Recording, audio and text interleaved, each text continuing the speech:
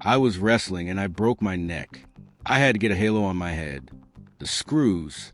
Everybody knows NBA YoungBoy as a rapper with billions of streams, endless arrests, and a presidential pardon. But almost nobody knows the tragedy started at 4 years old with a broken neck, a shattered family, and a childhood that never stood a chance. And once you see what really happened, you'll never hear his music the same way again. A halo, a grave, and a group home. Before the billions of streams, before the mansion out in Utah, before the ankle monitor in the federal courtroom, and the pardon signed by a whole president, there was a shorty from the trenches with 3 scars carved into his forehead. Most people who peep those scars think he caught them in a fade. Nah, they came from a wrestling accident so ugly that the doctors had to screw a metal cage into his skull just to hold his head still while his broken neck healed up. He was barely 4. And real talk, that is where this whole story starts. A little man held together by screws learning way too early that this world will crack you before you even know what cracking is. His name is Kentrell Deshaun Gaulden. The streets know him as NBA YoungBoy. He was born on October 20th, 1999 in Baton Rouge, Louisiana, and almost nothing about his come up was soft. Years later, sitting in front of the camera, he broke the accident down himself, calm and unbothered like he was talking about the weather. I was wrestling and I broke my neck. I had to get a halo on my head. The screws. He says it that cool, a halo, screws, a neck snapped in a baby's body. But keep listening and you start to hear the soft thing hiding under all that armor.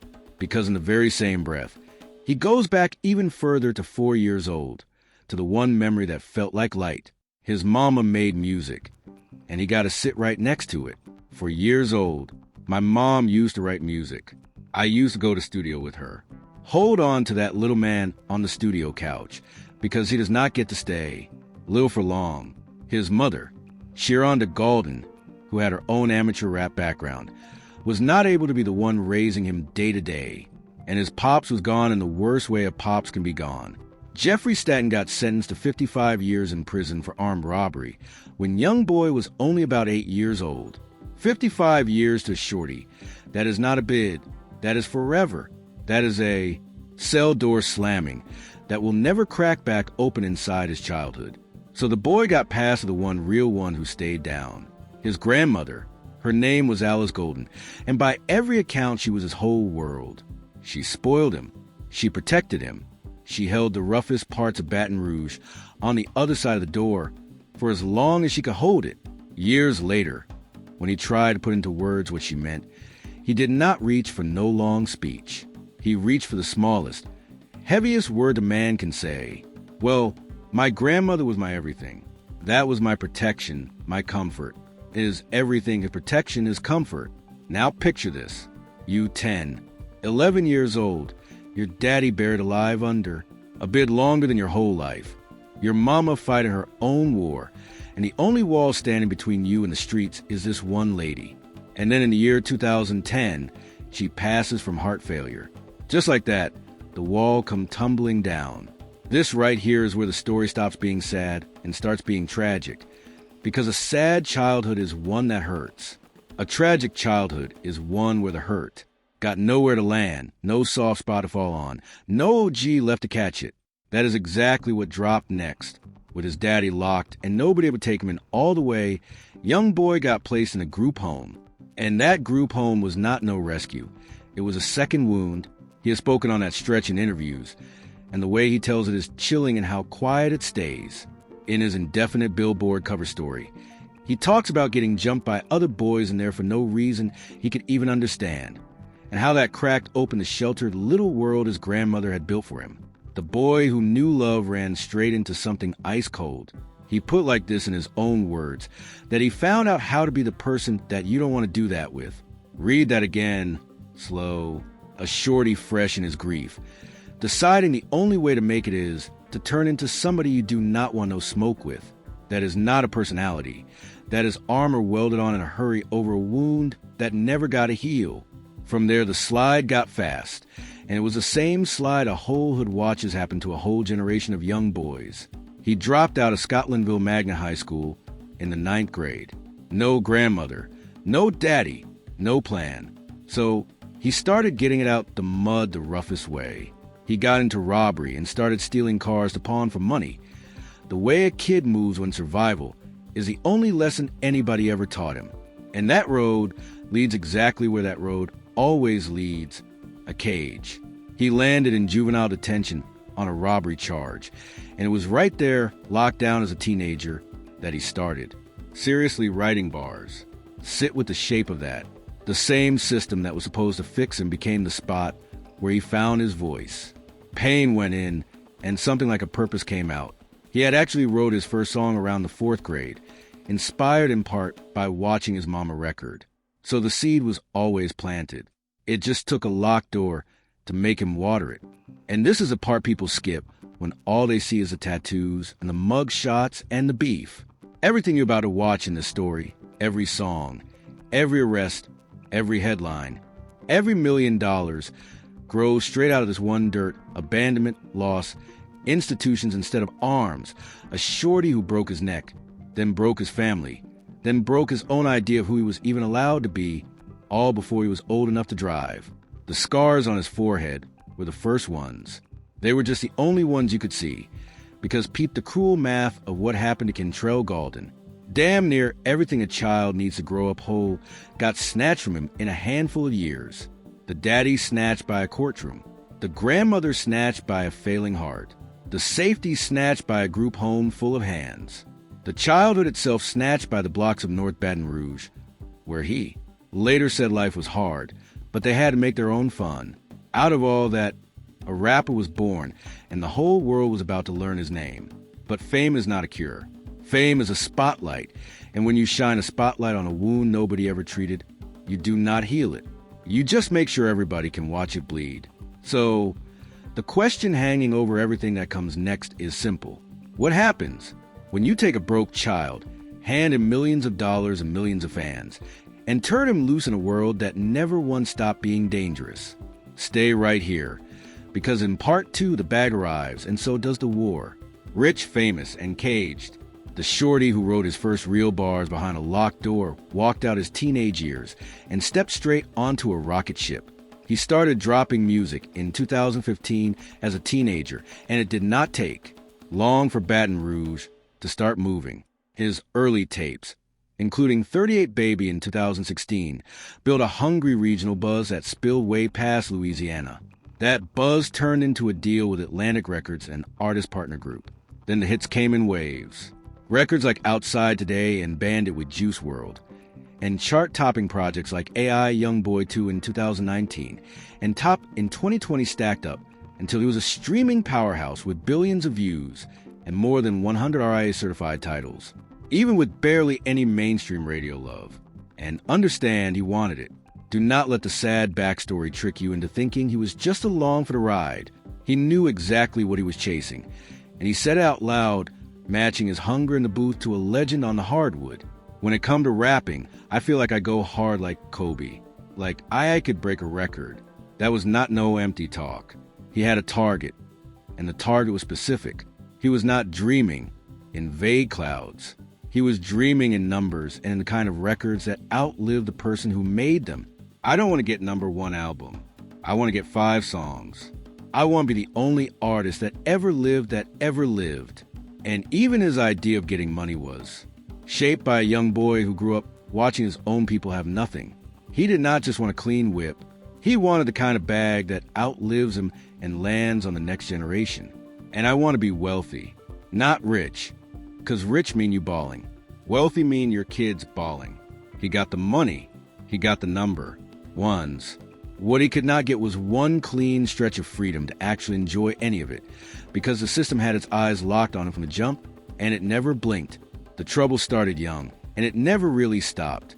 In November 2016, he got arrested in Austin, Texas, right before a show on warrants tied to a drive-by shooting back in Baton Rouge that carried 2 counts of attempted first-degree murder. He eventually pleaded to a lesser charge of aggravated assault with firearm, did roughly 9 months, and caught probation. Then in February 2018, he got arrested in Florida on charges, including assault and kidnapping coming out of a videotaped altercation with a former girlfriend, a case that later got knocked down to a simple battery plea. And then came the moment that showed just how deadly his world really was. In 2019, during an incident in Miami where YoungBoy himself was a target of a shooting, a bystander got killed. Sit with that. Somebody tried to take his life, missed, and took a stranger's life instead. This is the water he was swimming in while the whole country ran his songs up. But no case defined his story like the war that grew out of a death in Atlanta. To get it, you gotta know that YoungBoy in Chicago's Lil. Durk had actually made records together in the early days. The bad blood came later, all tangled up in King Von, a close OTF affiliate who dissed YoungBoy's music and trolled him online with personal matters and a connection to YoungBoy's ex mixed in. On YoungBoy's side stood Quando Rondo, an artist signed to his Never Broke Again label. Two camps, two cities, one collision waiting to happen. It happened on November 6, 2020, outside the Monaco Hookah Lounge in Atlanta, where King Von and his entourage confronted Quando Rondo. A brawl jumped off, shots got fired, and Von was killed at just 26 years old. YoungBoy was on house arrest at the time and not directly involved. But it did not matter because his affiliate was right in the middle of it. His whole camp inherited a grief and a rage that no diss track could hold. But of course, the disses came anyway. YoungBoy dropped Bring the Hook, which a lot of people took as taunting Von's death. Durk answered back with Aha off his album 7220. And that same day, YoungBoy fired right back with I Hate YoungBoy, a volatile record aimed at Durk, and a long list of others that still managed to chart on the Hot 100. The music was the loud part. The quiet part was way worse. The beef brought violence at shows, canceled tour dates, and in 2022, the killing of Quando Rondo's cousin, in an incident many tied to retaliation. Years later, that same trail of blood reached all the way to Durk, who got charged in October 2024 in a federal murder-for-hire conspiracy connected to that 2022 attack. And Durk and Von were not the only names on the wall. YoungBoy traded shots with Gucci Mane, who answered with a song questioning his street credibility. He had a long, strange standoff with Tekashi 6ix9ine, which first sparked around 2018 to the rapper's former partner, Sarah Molina, and which later turned into a wild business fight, where 6ix9ine claimed he offered $1 million for a feature, only for YoungBoy's side to reportedly bump the price to $2 million once his name got involved. Even then, in a rare moment of realness, YoungBoy once said he would work with 6ix9ine before he would work with half of these other rappers, which tells you he never played by nobody's rulebook but his own. Through all of it, the sales kept coming, and he wore them like they could not touch him. In his own words about doing time, he refused to sound shook. Yeah, we over in the dorm again. You know what it is. I ain't had not one fight in jail. He could sound that solid on camera, but the paperwork told a whole different story. When he finally got released from jail to strict house arrest in Utah, running from 2021 to 2024 with an ankle monitor and limited visitors, the isolation started eating him alive. According to court filings his lawyers put in, the house arrest brought on anxiety, depression, weight loss, sleep problems, and a deep hopelessness about his career. He even tried court-ordered therapy, but stopped, saying he could not open up to somebody who had not been through what he'd been through. So, look at the whole picture now. #1 albums, millions in the bag, millions of fans screaming his name, and a man losing weight in a locked house. Cannot sleep. Cannot trust a therapist, dreaming about a freedom that keeps slipping right through the ankle monitor. He was rich, he was famous, and he was caged. In part 3, the biggest cage of them all swings open. Federal prison, a drug ring, a guilty plea, and then something almost no rapper in history has ever caught. Stay down with me because the ending is not what you think. The pardon that didn't set him free. By the time the feds were done stacking charges, the streets and the courtrooms had blurred into one long bid with no clear end. It started in September of 2020 when he got arrested in Baton Rouge along with more than 15 other people at a music video shoot. An arrest that led to federal firearms indictments over stolen guns. And here's the part that shows you who he really is. In the middle of that storm, he dropped Sincerely, Kentrell, an album that debuted at #1 on the Billboard 200 while he was locked up, a move almost no artist in history can claim. A separate federal gun case out in Los Angeles ended with a not guilty verdict. For a minute, it looked like he might slide free. He did not. In April of 2024, while he was still on house arrest in Utah, he got arrested again, this time tied to a large-scale prescription drug fraud ring that involved impersonating a doctor to get promethazine and codeine. He eventually pleaded guilty to multiple felonies in that case, including identity fraud and forgery, and got hit with fines instead of more prison time. But on the federal gun matter, he pleaded guilty and caught a sentence of around 23 months in prison plus 60 months of probation. He did time in a federal facility, moved to a halfway house, and got released on probation around the spring of 2025. And then came the twist no scriptwriter would even dare to write. After a short stretch on probation, YoungBoy reportedly received a full presidential pardon from Donald Trump, wiping away the federal charges and ending his probation. The shorty from the group home, the teenager who wrote his first bars in juvenile detention, got cleared by the President of the United States. And with that clearance, he finally got to do the one thing his whole career had been robbed of. He launched a major headlining tour, his first in years, that was so in demand it reportedly tracked toward the $70 million range in projected grosses. Freedom, a pardon, a sold-out tour, a #1 album made. Behind the wall, on paper, this is a happy ending. The young boy who lost everything won it all back. So, why does he not sound like a man who won?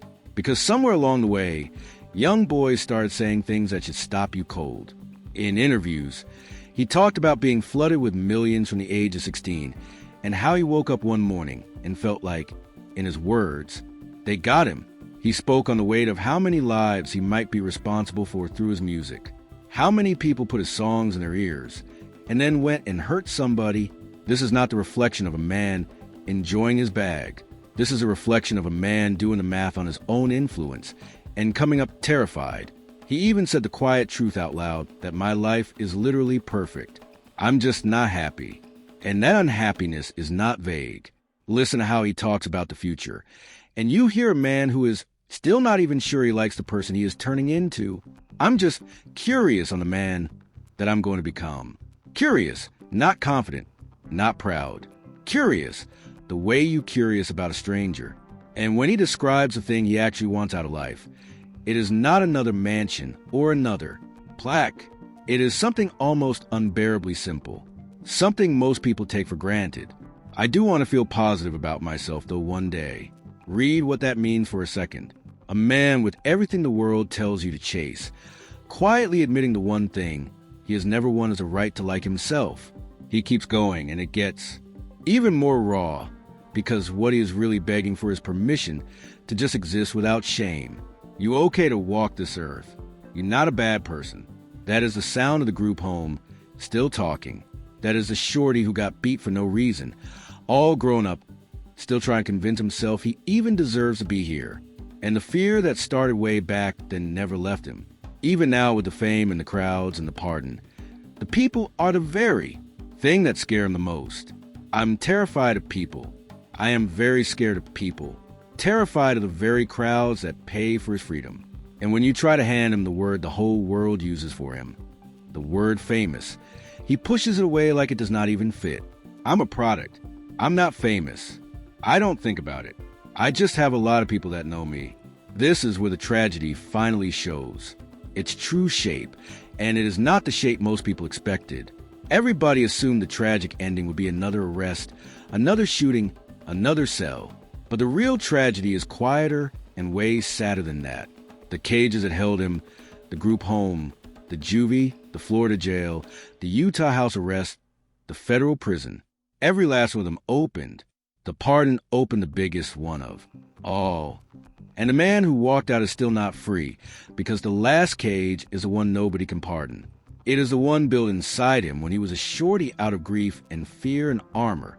And he has been carrying it his whole life. That is why his music hits the way it does. The commentator Charleston White, who is famously hard to move, admitted that a YoungBoy lyric once left him completely speechless. And he called YoungBoy the pain of the babies, the voice that a generation of hurt kids recognize as their own. White even said that if you ever want to check the temperature of society, you should listen to the music of its youth. And what that music is telling us through Kentrell Gaulden is that you can survive everything and still not land nowhere safe. He flipped every wound into a song. He turned a broke neck, a locked-up daddy, a buried grandmother, a group home full of hands, and a decade of courtrooms into one of the most listened-to catalogs of his generation. He beat the charges. He beat the odds. He even beat the federal government. But the little man with the halo screwed into his head is still in there, still curious about who he will become, still hoping one day to feel okay walking this earth. And maybe that is the most tragic fate of them all, not to lose everything, but to win everything and still be standing there waiting to feel like you're allowed to keep it. If this story moved you, tell me one thing in the comments. You think Kentrell Gaulden ever really finds his peace? Or does that last cage never open? I'm reading every reply. Love this video? Click on this card for more.